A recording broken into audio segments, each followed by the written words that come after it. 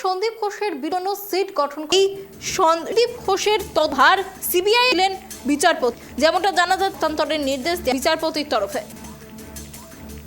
আপনাদের আরো একবার জানিয়ে রাখি, সন্দীপ ঘোষের বিরুদ্ধে তদন্তের জন্য সিট গঠন করেছিল রাজ্য স্বাস্থ্য দপ্তর। সিট বাতিল করে সমস্ত তদন্তভার এবার সিবিআই এর হাতে তুলে দেওয়ার নির্দেশ বিচারপতির। আগামীকাল সকাল 10টার মধ্যে মামলা হস্তান্তর করার নির্দেশ দেওয়া হয়েছে। সন্দীপ ঘোষের বিরুদ্ধে একাধিক দুর্নীতির অভিযোগ এনেছিলেন প্রাক্তন ডেপুটি সুপার আক্তার আলী। পাশাপাশি তিনি অভিযোগ এবং নিরাপত্তা চেয়ে হাইকোর্টের দ্বারস্থ হয়েছিলেন। এবার সন্দীপ ঘোষের সমস্ত তদন্তের ভার সিবিআই এর হাতে তুলে দিলেন বিচারপতি। এই বিষয়ে বিস্তারিত কথা বলবো, আমাদের সাথে রয়েছে আমাদের প্রতিনিধি রিমিক। দেখো, যেমনটা জানা যাচ্ছে সন্দীপ ঘোষের বিরুদ্ধে তদন্তের জন্য আগেই সিট গঠন করেছিল স্বাস্থ্য দপ্তর, আর এবার সিবিআই এর হাতে তুলে দেওয়া হলো সন্দীপ ঘোষের বিরুদ্ধে যে একাধিক দুর্নীতির অভিযোগ রয়েছে সেই তদন্তের ভার। বিস্তারিত কি জানা যাচ্ছে? একদমই দেখো অনন্যা, যে প্রাক্তন ডেপুটি সুপার আক্তার আলী তিনি অভিযোগ করেছিলেন যে এই সন্দীপ ঘোষ যে অধ্যক্ষ ছিলেন তার বিরুদ্ধে একাধিক বায়ো ওয়েস্ট ম্যানেজমেন্টে দুর্নীতি, বেওয়ারিশ যে ডেড বডি সেই ডেড বডি অন্যায়ভাবে বিক্রি করা, পাচার করে দেওয়া এবং বাংলাদেশের সঙ্গে একটা কানেকশন বেরিয়েছিল। এছাড়া সমস্ত আর্থিক দুর্নীতি, স্টুডেন্টদের ভয় দেখানো, ফেল করিয়ে দেওয়া, বিভিন্ন কুচক্র হাসপাতালের মধ্যে চালানো, এই নিয়ে তিনি একাধিক অভিযোগ করেছিলেন। তার দাবি ছিল তিনি 2021 সাল থেকে এই সন্দীপ ঘোষের বিরুদ্ধে অভিযোগ করছেন এবং তার কারণেই তাকে বদলি করে দেওয়া হয়েছিল মুর্শিদাবাদ মেডিকেল কলেজে। এবং 2023 সালে তিনি এই সমস্ত অভিযোগ নিয়ে রাজ্য স্বাস্থ্য দপ্তর থেকে শুরু করে সমস্ত বিভাগকে জানান এবং স্বাস্থ্য দপ্তর সেগুলো ভিজিলেন্সেও পাঠিয়েছিল। কিন্তু সন্দীপ ঘোষকে কোনো রকম ভাবেই কোনো ব্যবস্থা নেওয়া হয়নি, উল্টে তাকে ট্রান্সফার করে দেওয়া হয় মুর্শিদাবাদে। এবং তারপরেই তিনি একাধিক প্রাণনাশের হুমকি পাচ্ছিলেন বলে অভিযোগ করেন। এবং এরপরই গত পরশুদিন তিনি কলকাতা হাইকোর্টে এই সন্দীপ ঘোষের বিরুদ্ধে একাধিক দুর্নীতির অভিযোগ ছিল, আর্থিক বেনিয়ম দুর্নীতির অভিযোগ ছিল, তিনি কলকাতা হাইকোর্টে দ্বারস্থ হয়েছিলেন এবং নিরাপত্তার দাবি জানিয়েছিলেন এবং ইডিকে দিয়ে তদন্ত করানোর তিনি দাবি জানিয়েছিলেন। সেই মামলাতেই আজকে কিন্তু বিচারপতি রাজর্ষি ভরদ্বাজ পরিষ্কার জানিয়ে দিলেন যে 2021 সাল থেকে সন্দীপ ঘোষের বিরুদ্ধে যে অভিযোগ আর্জি করে সেই নিয়ে রাজ্য সরকার যে 4 IPS অফিসারকে নিয়ে স্পেশাল ইনভেস্টিগেশন টিম গঠন করেছিল রাজ্য স্বাস্থ্য দপ্তর এবং তাদেরকে 1 মাসের মধ্যে রিপোর্ট দিতে বলা হয়েছিল, সেই সিট কিন্তু বাতিল করার নির্দেশ দিলেন আজকে বিচারপতি রাজর্ষি ভরদ্বাজ এবং আগামীকাল গোটা তদন্ত ভার কিন্তু সিবিআই এর হাতে তুলে দেওয়ার নির্দেশ দিলেন। অর্থাৎ সন্দীপ ঘোষের বিরুদ্ধেও কিন্তু এবার সরাসরি তদন্ত করবে কিন্তু সিবিআই, তার বিরুদ্ধে যে সমস্ত আর্থিক দুর্নীতি বা অন্যান্য দুর্নীতির অভিযোগ উঠেছে আক্তার আলী করেছেন।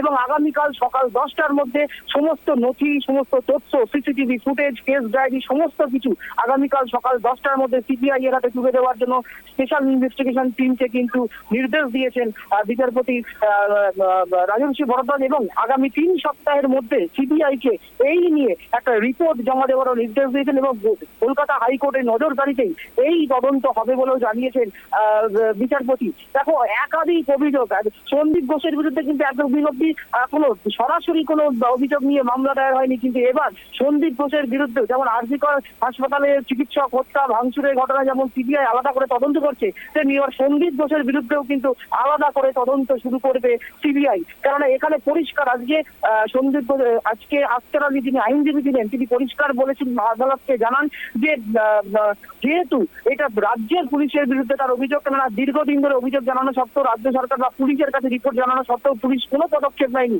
তাই এখানে যদি সেই রাজ্য পুলিশেরই 4 আধিকারিক 4 IPS অফিসারকে দিয়ে যদি তদন্ত করা হয় তাহলে সেই আসু তদন্তের কোনো ফল বেরোবে না। সেক্ষেত্রে অন্যান্য তদন্তের কথাও কিন্তু আজকে আক্তার আলীর আইনজীবী বলেন যে গামদুনি কেসে যে সেটারও কিন্তু কোনো সুরাহা হয়নি। ফলে সেই জায়গা থেকে তারা এই সিটের বিরোধিতা করেন যে সিট তদন্ত করলে কোনোভাবেই সঠিক তথ্য উঠে আসবে না, প্রকৃত দোষীকে ধরা যাবে না।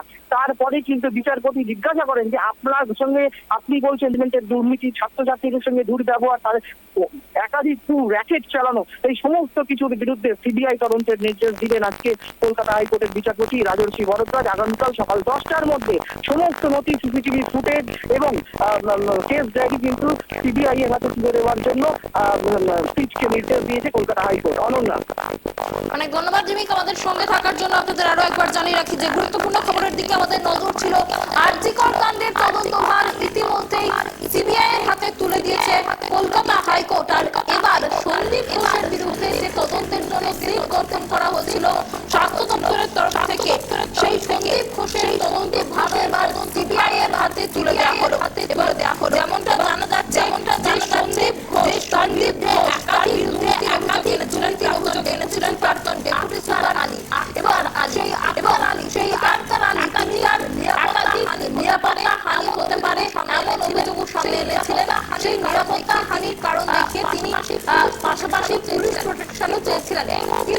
এই মুহূর্তে যে খবর এসে পৌঁছচ্ছে কলকাতা হাইকোর্টের তরফে সন্দীপ ঘোষের বিরুদ্ধে তদন্তের জন্য যে সিট গঠন করে রাজ্য সরকারের স্বাস্থ্য দপ্তর, সেই সিট বাতিল করে দেওয়া হয়েছে এবং সমস্ত তদন্ত ভার সন্দীপ ঘোষের যে সমস্ত তদন্ত ভার রয়েছে সেই সমস্ত তদন্ত ভার বিচারপতি আগামীকাল সকাল 10টার মধ্যে সিবিআই এর হাতে হস্তান্তর করার নির্দেশ দিয়েছেন।